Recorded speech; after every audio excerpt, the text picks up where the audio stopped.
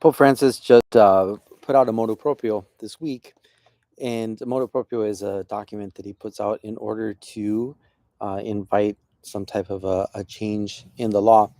And so I think it's interesting. And this particular Motu Proprio is called ad promovendam theologiam, which means to be promoting theology. So I think that's a first initial thing that hopefully will be taken into account and something that really happens, that this will be a promotion of theology. Now within the document, something that he really focuses on is the importance to be dialoguing with other cultures and with other realities, something that's really kind of mixes with different disciplines. And I would agree, and it kind of brings me back to my own experience studying theology in Rome, and where we could definitely feel, I feel like we were kind of on the cusp of a new movement within church theology, in the sense that our professors were gradually moving in a direction where there would be more giving, more interested in current affairs. And I think that's something that could definitely enrich, because I think if you go back 50, 60 years, even though I think we have to respect and honor the past, there could have been a little bit of a temptation to be a little stuck and kind of set on one way of doing things. And so personally, I'm really appreciative of everything that the professors that I had did in order to foster theology within the context of being open to others, being open to the world, having a real dialogue with culture. I think that's something that's important. Now, what do we really need from our theologians? Is it just studying other cultures and kind of reacting to that? Um, I think that the first element that we're going to want from the men and women that are, pushing the boundaries on theological knowledge, I think that that is definitely part of the job description for a theologian.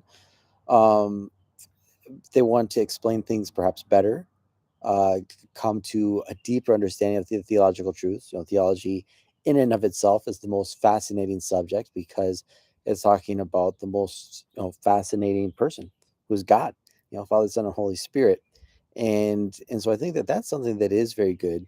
But then, is the primary characteristic going to be dialogue with the culture? Maybe. Hopefully, there's also dialogue with so many Catholics that have felt left behind in the last few years, and Catholics that feel like their voice is not being heard. And I think in a very special way about, more traditional bent of Catholicism, and people with a deep love for the liturgy, and that feel that maybe some of that has been left behind, because liturgy is the greatest expression of our faith. And so for those who value the liturgy, well, I think that their voice deserves as well a primary place in this theological debate and theological discussion that will obviously be ongoing. But so let's really pray for theologians, for these men and women that their job is to clarify things of the faith, but where hopefully that can always be motivated by faith. An atheist theologian, I think, is a contradiction of terms. And one of the other things that they taught us when we were studying theology, and something that I'm very deeply grateful for, is that theology begins on your knees, right? And you look at the great theologians of the past, beginning with St. Thomas Aquinas, who I think is the greatest theologian of whom I'm aware, at least. He was definitely a man who began with his contemplation of the divine realities, and then was able to share that with others. And so, I hope that this Motu Proprio by Pope Francis, that it will truly promote theology. But I think, at the same time, that we want to have an ad promovendam theologiam, promoting the action of theology, we also want to have an adduendam theologiam, preserving theology, because to promote theology doesn't mean to leave behind the past. And really, even the magisterium and current teaching can only be understood in the context of 2,000 years of teaching and living out the faith. And we have to look at the example of the martyrs and the great saints all throughout history, who have given their lives, who have staked their eternal salvation on the truths of the church, and which is ultimately founded in the truth of Christ.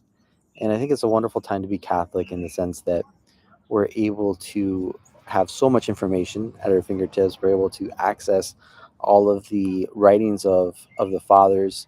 We're able to, even watch, beautiful movies about the saints, and we're able to in real time discuss things with people all around the world. But hopefully, this doesn't lead to a kind of a diluting of the faith, but is rather a way for all of us to grow in our love for God and to really put Him first place in our lives. So, I join Pope Francis in his prayer for a certain renewal of theology, but just let's make sure that that listening is a listening to the whole church. And, I'm always reminded um, by Newman that the church includes those who have gone before us, and especially now in November, as we are commemorating All Souls and remembering those who have gone before us. Well, let's remember that their voice as well has to be included in order to understand what the church is, and to understand the theology that we need to be developing, a theology that always goes in line with the tradition of the church, and where the magisterium is a reflection of that millennial discipline and tradition, and just so much that has come from the past and really helped us become the church we are today. And I think that oftentimes we can be concerned about the direction that the church might be taking, and I think that's understandable. But something that really struck me, a priest that I knew early on in my seminary days, and I think he was quoting somebody else, but he said, what the problem with the church is? And he said, I am. Yeah, and I'm not holy enough. And that's something that I feel that I can identify with as well. And hopefully that this renewal of theology, or this letter, can be a motivation for all of us to want to be holier, to want to really give Christ our lives, and to be happy in Him. Because to be holy is to be happy. So I hope you're having a great day. God bless.